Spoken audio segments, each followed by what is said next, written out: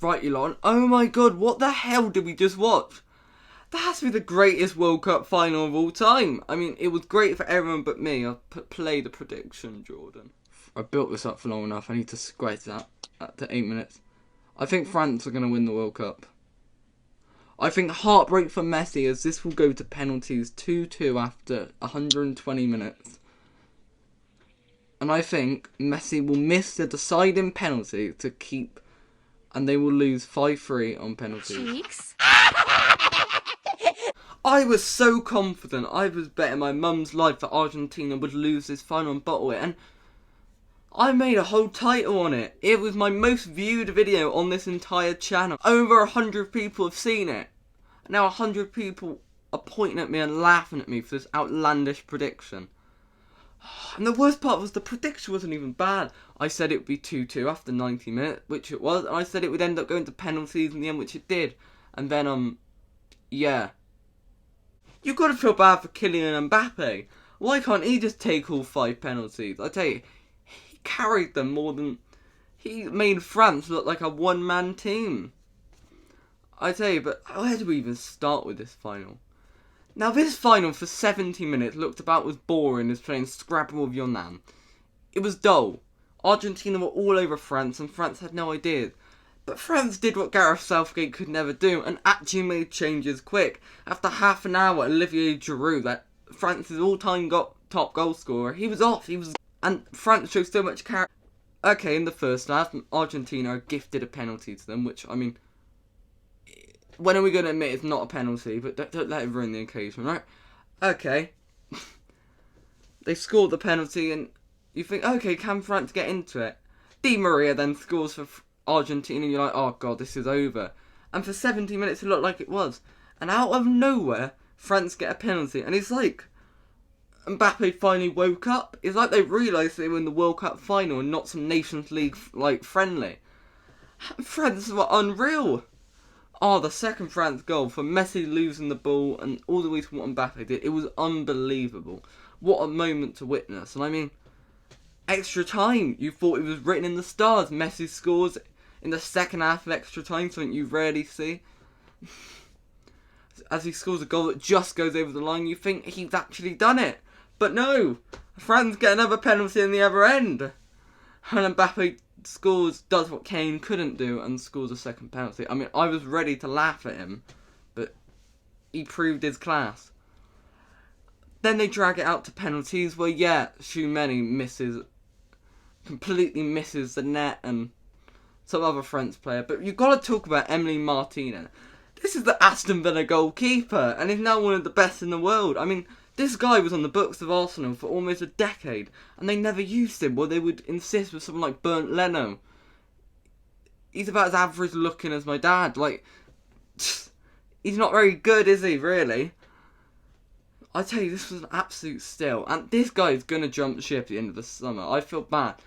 Just because you've got Unai Emery doesn't mean you're keeping this guy. I've seen people complain about his tactics of dancing on the spot. I'm sorry, he makes penalty shootouts entertaining.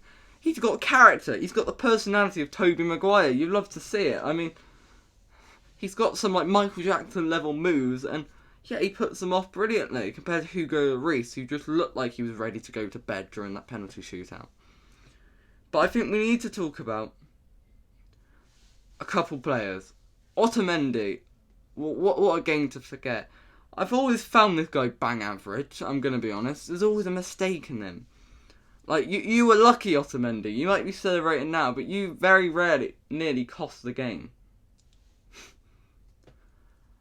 I also need to give credit to that midfield, especially Enzo Fernandez. He made 10 key tackles in the game. I'm really hoping Liverpool get him, because he deserves it, frankly.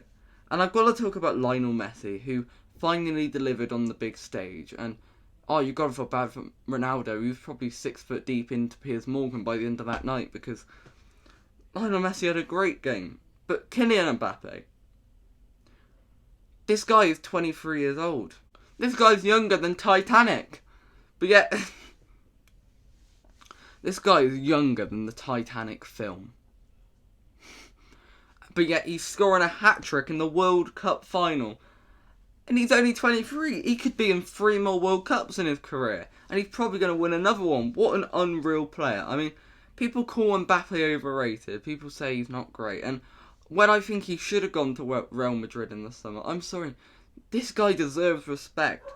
But can we please not jump ship and say that Kylian Mbappe is shoo-in for Ballon d'Or? Or Kylian Mbappe is the greatest player in the world out of nowhere. Are we just going to forget what Erling Haaland has done at Man City this season? This is the problem with having a World Cup mid-season. Yes, Erling Haaland is the reason he'll probably never get the achievements of Mbappe is because he's from Norway. Like that's like a 2-man team. They've got Odegaard from Arsenal, and him, and the rest are just bang average players. It's like the same reason Mohamed Salah will never go anywhere in a World Cup, because he's a 1-man team in Egypt.